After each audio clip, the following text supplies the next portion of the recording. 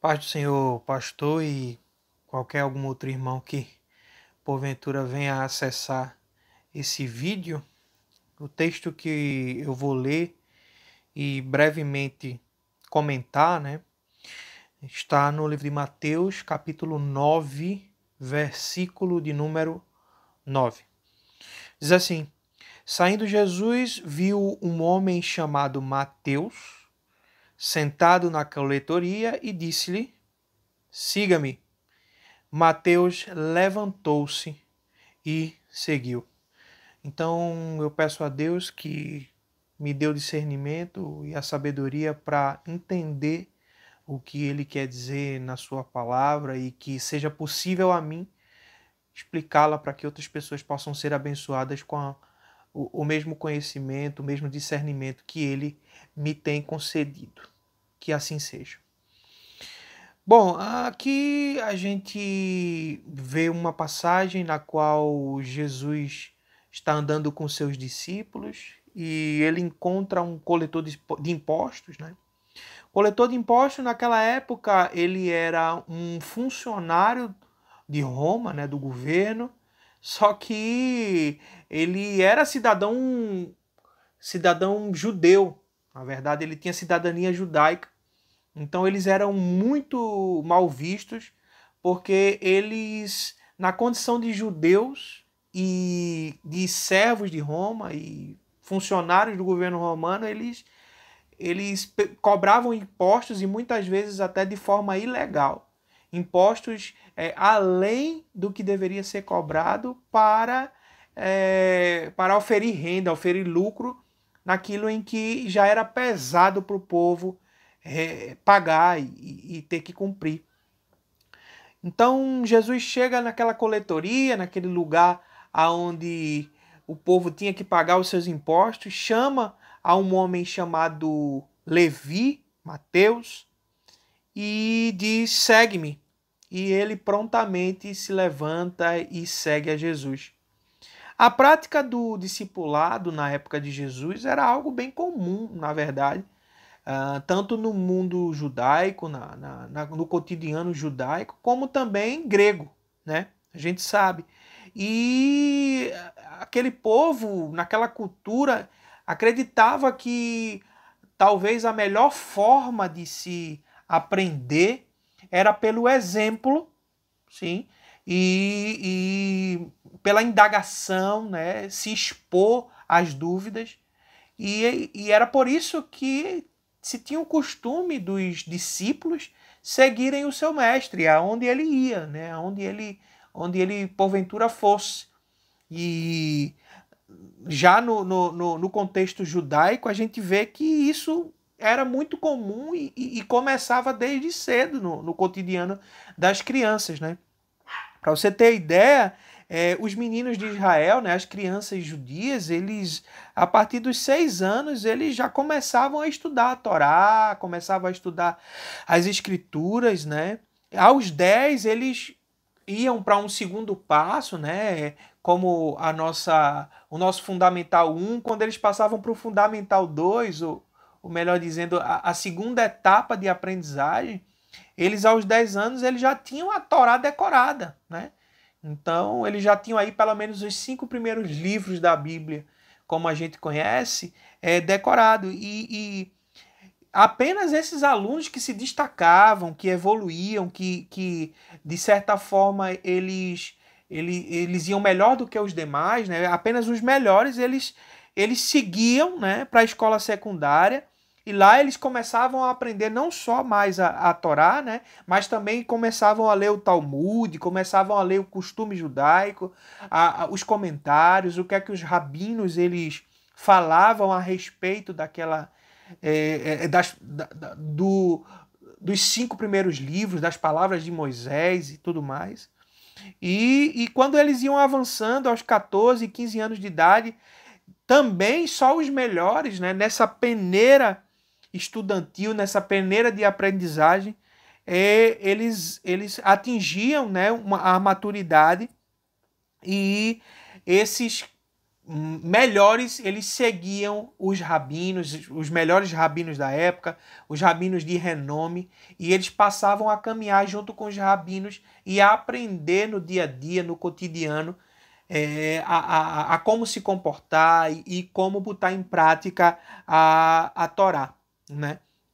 Então, por que que eu falei isso? Por que que eu explanei isso?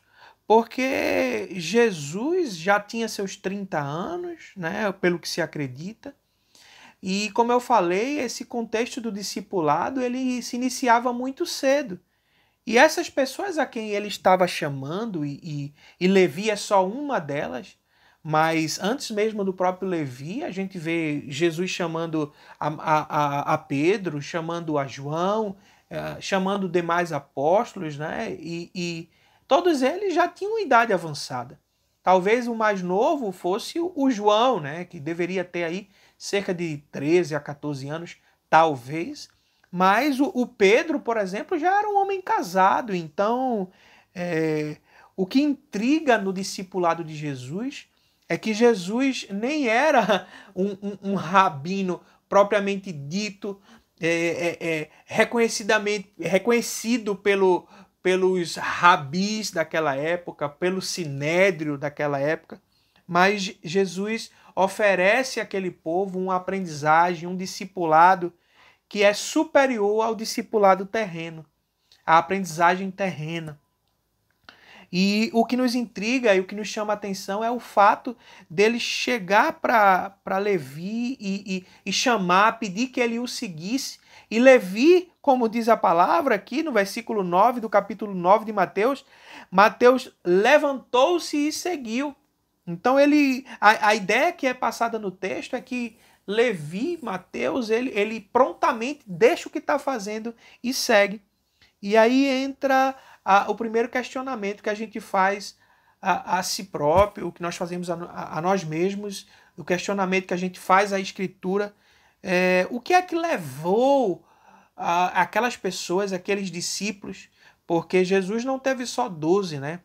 O próprio Lucas vai falar que pelo menos 70 discípulos foram enviados por Jesus a pregar, a curar os enfermos, e de 2 em 2 eles fizeram isso, e a gente sabe que não só foram 12 discípulos. Mas o que é que levou estes homens e algumas mulheres também a deixar as redes, a deixar o seu cotidiano, a deixar os seus afazeres e seguir então os ensinamentos de um mestre, acompanhar um mestre, acompanhar um rabi, um rabino. E a gente começa a entender que o discipulado de Jesus, ele é um discipulado diferenciado do discipulado humano. Ele é um discipulado diferenciado do discipulado daquele cotidiano, daquele contexto. E a primeira coisa que eu queria destacar do discipulado de Jesus, do discipulado divino, é a exigência da renúncia. A gente sabe que os coletores de impostos, claro, às custas do povo e do sofrimento do povo, eles auferiam grande renda e, afinal de contas, eles eram funcionários do governo.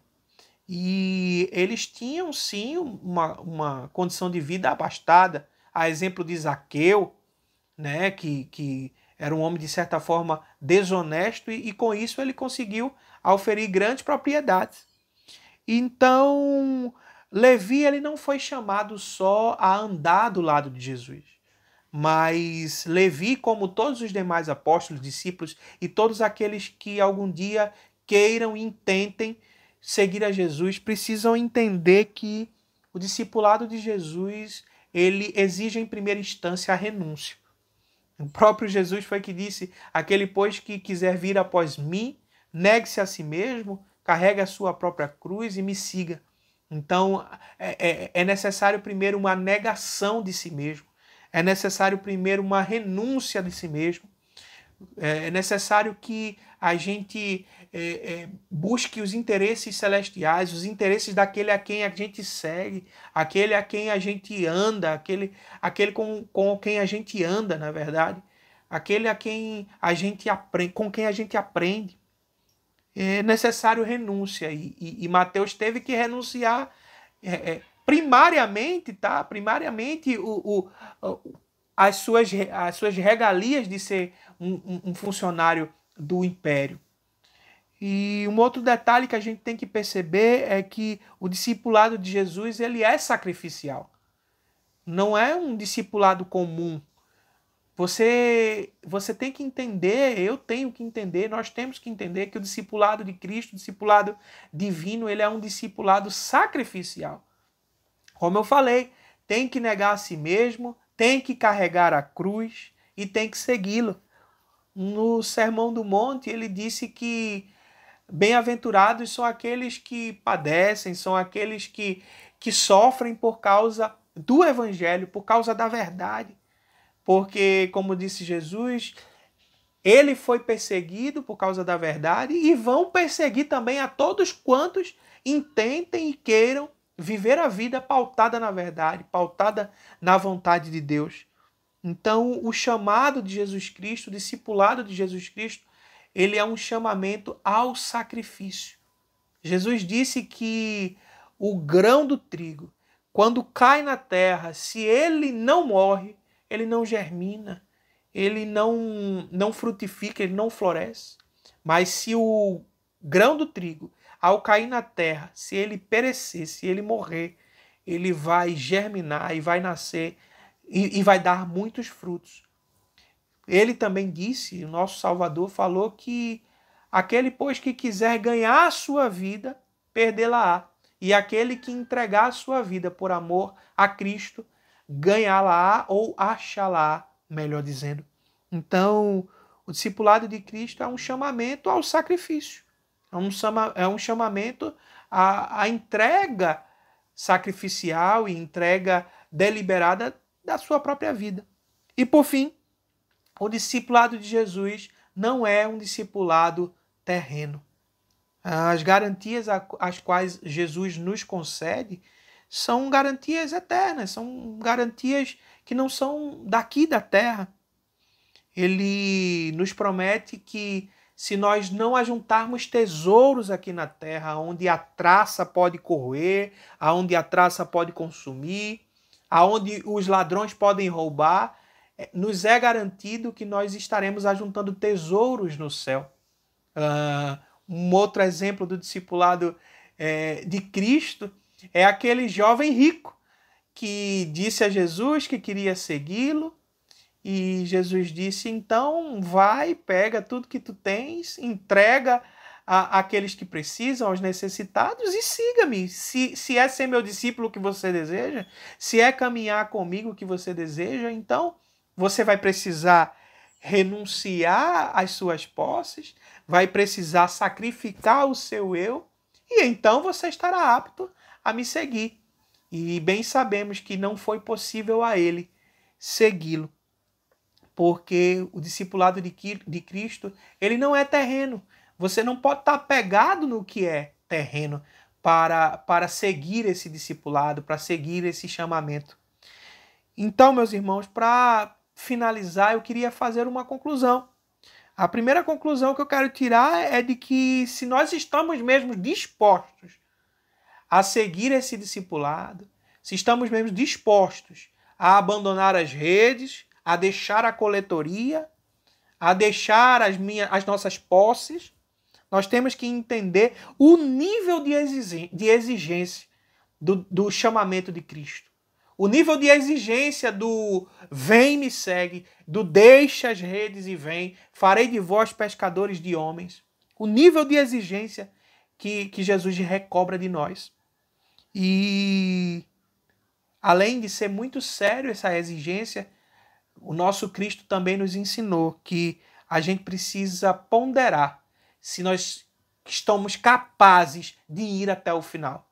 Ele mesmo ilustrou, ele disse, olha, antes de você edificar algo, antes de você iniciar uma construção, primeiro esteja certo de que você será capaz de finalizar, para que as pessoas não passem e digam, olha aí, começou e não pôde terminar.